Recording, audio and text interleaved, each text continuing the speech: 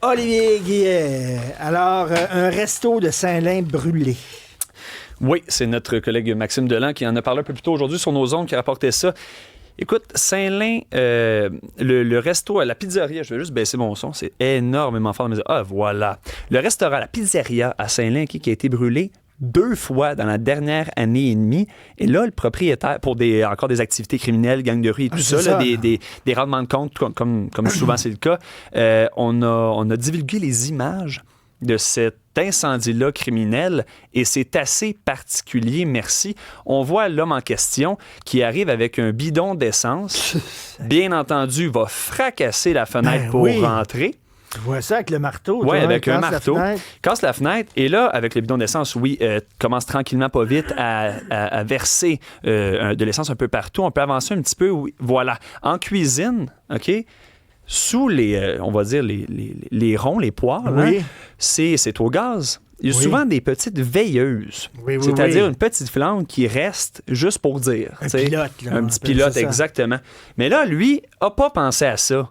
Il a mis l'essence un peu partout et non seulement, il a mis le feu à la place, mais s'il a mis le feu sur son corps. Les pieds, les mains partent, a l'air complètement fou. Hein? C'est vraiment le cas de le dire pour ceux-là qui ne voient pas. Là. C'est assez incroyable, les images. Et là, revient, poursuit les mêmes actions parce que on sait qu'il devait être probablement payé pour cette action-là. Pourquoi qu'on le sait aussi? C'est parce qu'un peu plus tard, JP va nous montrer ça, il repasse devant, revient et prend son téléphone et vient prendre une photo comme quoi, ça a brûlé. Puis là, il faut qu'il envoie ça à son boss. Il faut qu'il envoie ça à son boss pour dire que ça a marché puis qu'il puisse gagner son cash. Ça, c'est pas à Montréal, c'est à Saint-Lin. C'est à Saint-Lin, en Laurentide. Oui, Saint-Lin-Laurentide, c'est ça. Même dans les petites villes, c'est partout. C'est rendu vraiment partout. C'est un cancer. Oui, absolument. Encore un rabais gouvernemental de 2000 $ sur les voitures jusqu'en 2027. Absolument. C'est plus 4000. Non, c'est 4000, c'est 2000. En 2023, c'était 7000. En 2024, c'est tombé à 4000. Et là, on vient de tomber à 2000 jusqu'en 2027. Et je pense que c'est le dernier rabais là, pour pouvoir acheter. On voulait encourager les gens à acheter des autos électriques. Pour avoir écouté Antoine Joubert souvent aussi dans ses chroniques puis dans le guide de l'auto, il mentionne que si les compagnies, en fait, si le gouvernement enlève ce rabais-là, les compagnies vont s'adapter aussi à leur tour. Leur but, là,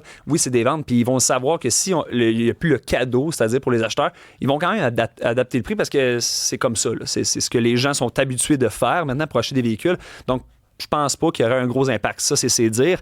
Donc, pour l'instant, là, en date du 30 septembre dernier, il y avait 426 536 véhicules électriques, que ce soit hybride ou 100% électrique. Donc, c'est encore absolument important. Mais à cause des tarifs de Trump, l'industrie automobile puis le côté électrique a vraiment pris une grosse descente, là, on peut dire ça comme ça. Puis au Québec, ça a fait extrêmement mal. Et voilà. Puis oui, c'est ça. On avait aussi... il y a eu une dépréciation, de 6 milliards de dollars américains du côté de GM par rapport à la mise en vente de ces véhicules électriques-là. Donc, on tente vraiment là, d'en vendre au maximum. Il y en a un qui doit rigoler dans sa barbe. C'est P.O. Zappa qui s'est débarrassé de son char électrique. Et là, enlève ton chapeau d'Olivier Guillet, mets ton chapeau de Stéphanie Villeneuve. Tu vas me parler du gala Célébration 2026 de ce week-end. On se demandait quand arrêter de dire bonne année à quelqu'un. Moi, je pense que c'est quand on voit le gala Célébration sur les ondes de TVA qui va être ce dimanche 11 janvier. Encore une fois, cette année, à l'animation, on a Sébastien Benoît, Véronique Dicker et Grégory Charles. Véronique Dicker et Grégory Charles qui vont faire aussi quelques chansons. Vont faire allusion à certains grands duos québécois qu'on a pu voir dans les dernières années. Et c'est une édition qu'on tente de dire 100% québécoise. C'est-à-dire que, selon Jean-François Blais, le réalisateur, c'est pas qu'on va...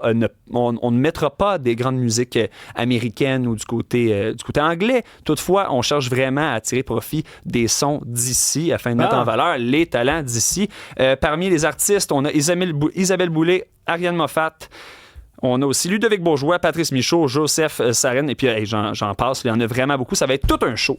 Merci beaucoup, Olivier.